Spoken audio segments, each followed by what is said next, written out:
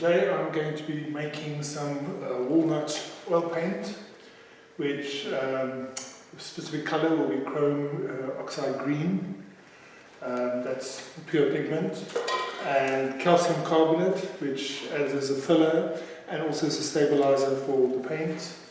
And I'm going to be using some walnut oil, which is my preference. It's what Da Vinci and Van Eyck and those guys used, and those pictures are still around and in pretty good condition.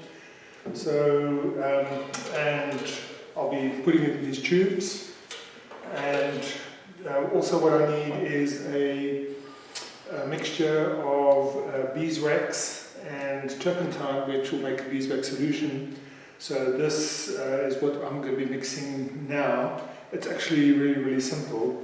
So all I really do is tear it up into small little pieces and pop it in this container. So I'm going to add probably about 30 grams of beeswax, and then mix about 50 milliliters of turpentine with that. So I have a nice thickish solution. It's just surprising how much the actual beeswax swells once it's in the turpentine. So our turpentine is about 50 milliliters in there. So I'm going to put that in there and just shake it up.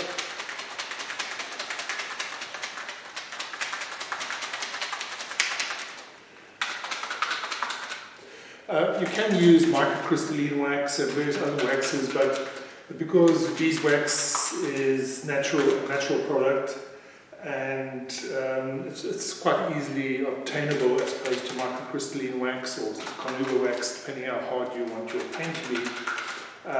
The percentage of beeswax that you put into the paint, in fact, if you look at my book, The Founder Art of Paint Making, all the recipes are there.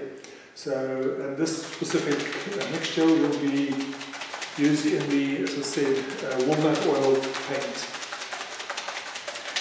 So, okay, so probably will take about half an hour for it to swell sufficiently that I can use it in this paint mix.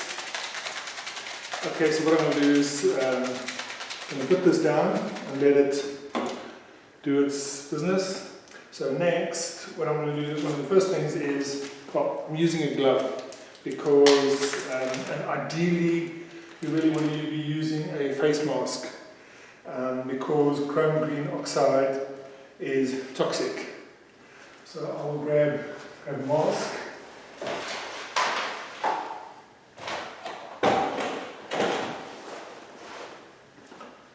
It's handy to have these masks with this coronavirus.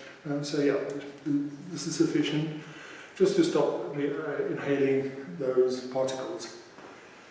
So firstly what I'll do is take it out of the bag, and the pigment I'm using is my own brand of pigments which I obtain from suppliers, but it's I do supply these materials if any artist require it, and the prices are a lot better than buying store-bought paint. So I'm going to be adding, because this amount in here is about 200 grams. So I'll need probably just half that to be sufficient to make my paint. So put it back in the bag. Well, we end up with pigments everywhere, and there's always a bit of keep the art studio clean, especially with pigment. Okay, so, and I've got some calcium carbonate here. For the 100 grams, I'll have about 30 grams of calcium carbonate that I add to this mix. Normally, most store-bought paints, they put a massive amount of calcium carbonate or barium sulfate, these extenders and fillers. And the problem with that is it kind of dilutes the colour. And so it's good to have it, because sometimes, because of the price of pigments, you don't want to just overload the paint with pigment. So what you want to do is just use a sensible amount. I'd say probably a third of the weight of the pigment is a reasonable amount. So if you buy industrial paints to paint your house and you buy a cheap paint, it's because it's got a lot of fillers in. Usually the more expensive paints, you have to paint less coats, so there's less work. And ultimately, actually, it works out cheaper.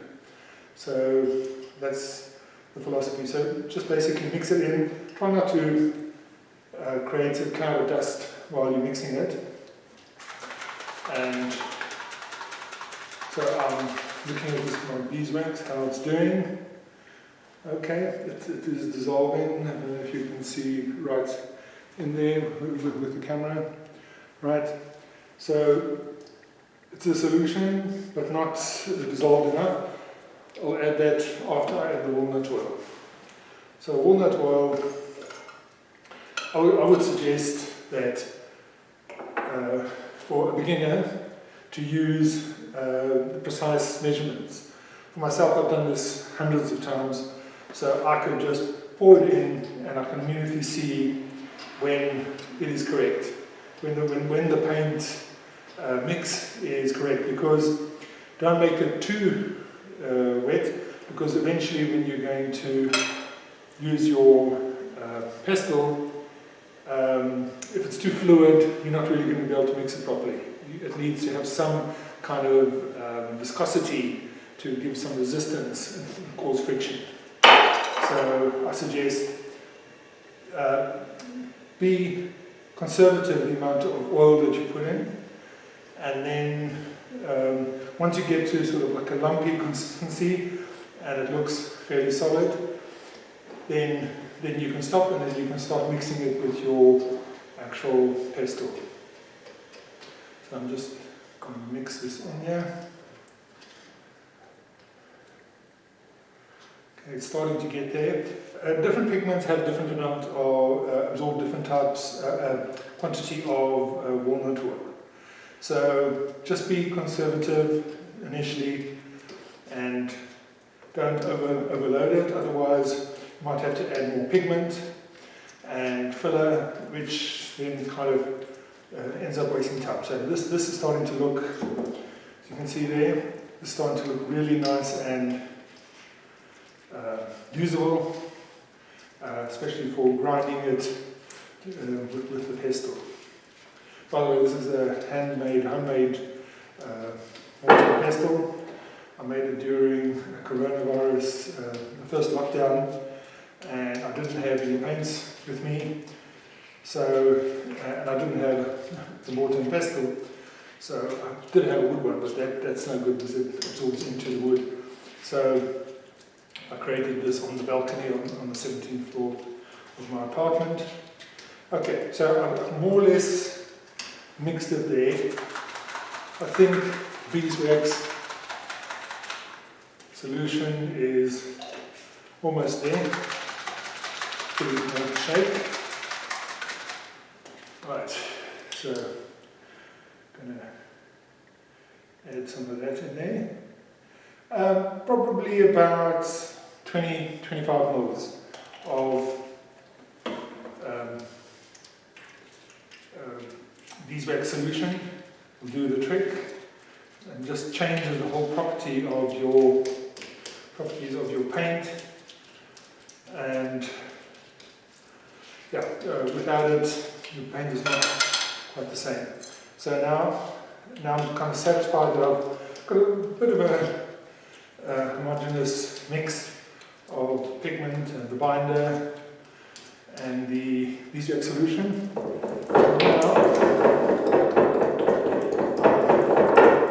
Excuse the noise. Just going to put that down there and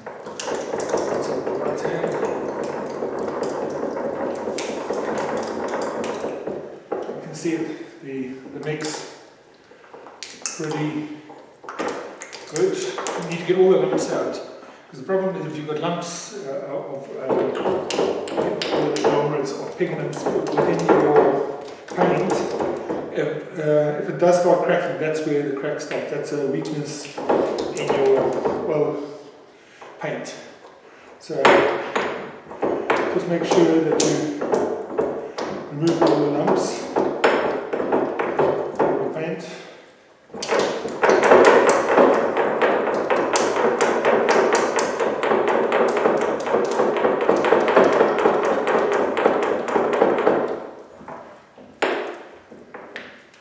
And you sometimes use your palette knife to help you. You look at the consistency that you get there. Absolutely amazing. And the beauty of mixing it yourself is you can make it more fluid if you want to. Once you've got a good mix there, you can add a bit more walnut oil, you can add a bit of turpentine, you can even add dryers to it. So that as you use it, it's, especially if you want to do this like large scale projects, I would suggest you can even mix up your colours beforehand, exactly what you choose so that you can have consistency. So I'm just going to mix it a bit more. So I think we're right there. And some pigments are more difficult to mix than others. It depends on the actual porosity of the pigment and of the weight of the pigment. Normally the lighter the pigment, the more oil it absorbs.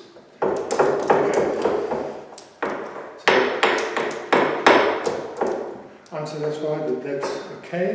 Now what I'm going to do is I've got an open-ended tube which I'll take the lid off because you'll seal that side.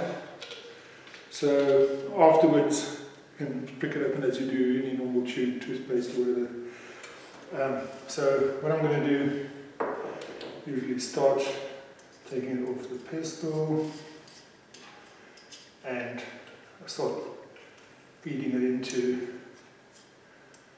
the actual tube. Right, use this paper and put that down, clean that later. Okay, so try and scoop it in without getting too much on the sides, because then that ends up running down the outside and the whole thing becomes a mess. So just try and keep it as clean as possible. So again, make sure it all remove all the air out of the tube. You can see how much how much paint we've actually made with that amount of pigment. Right. So that's what we're doing there. And let's have a look. Yeah, we nearly. Don't overfill your tube, because you end up squeezing it all out again on the end when you fold it over. I'll show it to you now. Okay. Okay, so I've mixed exactly the amount for this particular tube, which is great. It doesn't always happen. I sometimes end up with more, and then I look for another container because I don't want to waste the tubes. Okay, so I've taken most of the paint out there. Right. Usually what I suggest is take some paper towel, just clean the outside of the tube for obvious reasons. Right. Then what I'm going to do is take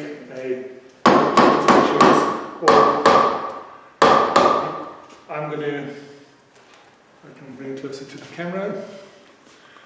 I'm going to squeeze out air without hopefully squeezing out any of the paint. If you have a little bit of air in there, that's fine. But ideally you want to get rid of most of it. Okay, so we get to a point here, see some pigment coming out, paint, pigment, and try and get a nice parallel edge there, and fold it over, and you can fold it over again in the opposite direction, and there you've got it. So what I do suggest in the studio, rather than using turpentine and that to clean your tubes and your mortar and pestle and that, use walnut oil or just normal cooking oil. It is much better. It doesn't cause it to spread everywhere. It just seems to help it group together. So you can see fairly quickly, unless I've got a lot of pigment on my other hand. So here we've got it, my tube of paint, and what I usually do is take a little bit of alcohol, blot it around lately because of the coronavirus. So I'm clean any of the oil off it, right? And then grab a pen and write the name and the date this paint was made. So chrome, green, oxide.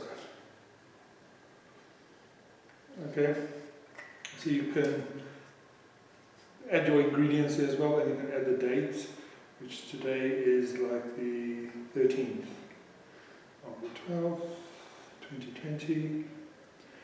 And you can add the ingredients, you can walnut oil. Okay, so that's it. I hope that is useful. So if you add a little bit of the walnut oil in there, and you can just wipe it out. Maybe if you just want to use the last little remnant, you can use it on your painting. That's it.